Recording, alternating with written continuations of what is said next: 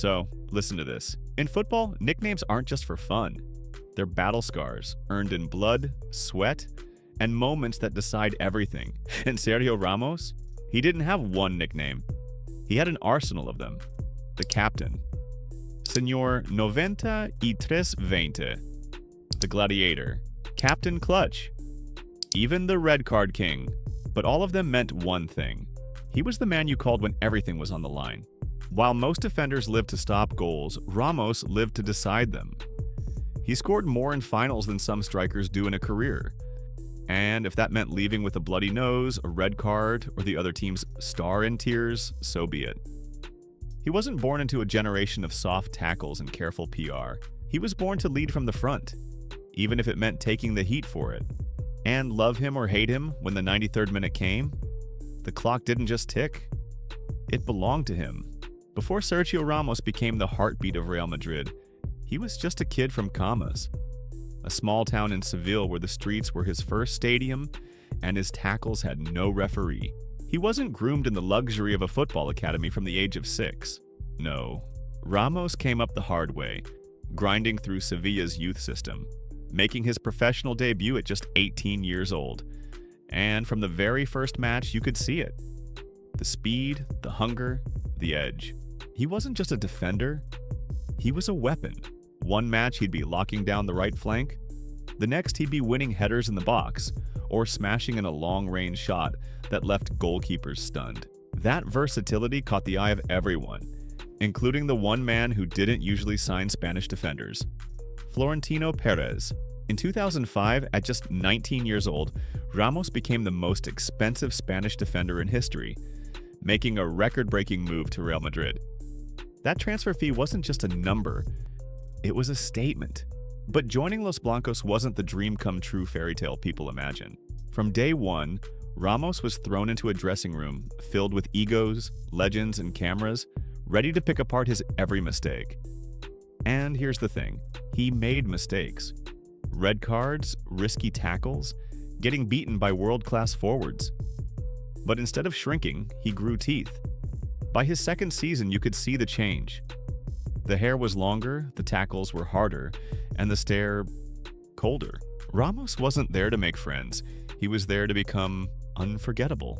By the time Ramos hit his mid-20s, Real Madrid wasn't just a club to him. It was his territory. He'd fought for every inch of it, and the armband was getting closer with each season. In 2009, he was named one of the team's captains. It wasn't a gift, it was a warning to everyone else. This man was now a leader, but Ramos was no ordinary defender. Sure, he'd throw himself into tackles like they were acts of war, but he also had an instinct, a predator's sense for goals. Corners, free kicks, scrappy rebounds, it didn't matter. If the ball hung in the air, Ramos would arrive like a storm. And he didn't wait for easy games to show up on the score sheet. No, his goals came when the lights were brightest. El Clásicos, Copa del Rey finals, Champions League knockout rounds. He turned set pieces into death sentences for opponents. But with greatness came chaos. Ramos wasn't afraid to dance on the edge, sometimes crossing it completely. Yellow cards piled up like trophies. Red cards? He collected them like rare stamps, breaking records for the most in La Liga history. To some, he was reckless. To his teammates, he was fearless. And in the brutal theater of football, Ramos understood one truth. Villains are remembered just as much as heroes, and sometimes they're the same person. For years, Real Madrid chased a ghost. Their 10th Champions League trophy, La Décima. Every season ended in heartbreak. Every near miss felt heavier than the last. And then came Lisbon, 2014. It was the 93rd minute of the Champions League final. Atletico Madrid were seconds away from stealing the crown. The stadium was trembling, the Madrid bench was silent, and Diego Simeone's men could almost taste history. Then, Luka Modric stepped up to take a corner. In the middle of the chaos, Ramos moved like a man who already knew the ending. He broke free, rose higher than everyone, and smashed the header into the net. 93 minutes. The stadium exploded. In that instant, La Décima was ripped from Atletico's hands and placed into Madrid's destiny. Extra time was a formality. Madrid scored 3 more, lifting the trophy they had been chasing for 12 long years. And Ramos, he didn't just save them, he owned that final. But that night wasn't a one-off miracle. Ramos had a habit, a dangerous one, of showing up exactly when history demanded it. Copa del Rey finals, UEFA Super Cups, Club World Cups. He kept writing his name into the biggest games again and again. The world began to understand something scary. Sergio Ramos wasn't just a defender, he was a closer. If club football made Sergio Ramos a star, the Spanish national team made him a legend. He joined La Roja in 2005, a teenager stepping into a golden generation he didn't know would change football forever. What followed was a run the sport had never seen before. Euro 2008, World Cup 2010, Euro 2012. 3 consecutive major trophies, with a defense so tight it felt impenetrable. And Ramos? He was the steel in that wall. In 2010, he was just 24 when Spain lifted the World Cup in South Africa. While the headlines were all about Iniesta's goal, Ramos was named to the FIFA World Cup Dream Team for his performances. He was everywhere. Last-ditch tackles, aerial dominance, and that mix of grit and elegance that made him impossible to ignore. 2 years later, at Euro 2012, he gave the world one of his most iconic moments. The Panenka penalty against Portugal in the semifinals. The audacity, the nerve to chip the ball right down the middle, with the weight of the nation on his shoulders. That wasn't just confidence. That was Ramos declaring to the world, "I'm built for this." Over the years, he didn't just play for Spain. He rewrote their history books. He became Spain's most capped player, breaking records that stood for decades, finishing with 180 appearances and goals that would make some midfielders jealous. And here's the thing. Ramos never saw international duty as a break from club football. For him, it was another battlefield. Another place to prove that when the stakes were highest, his name would be carved into the story. 16 seasons, 22 trophies, more than 100 goals. As a defender, that's not just a career, that's a dynasty. At Real Madrid, Ramos became more than a player. He was the captain, the enforcer, the match winner, and the man who embodied the club's obsession with glory.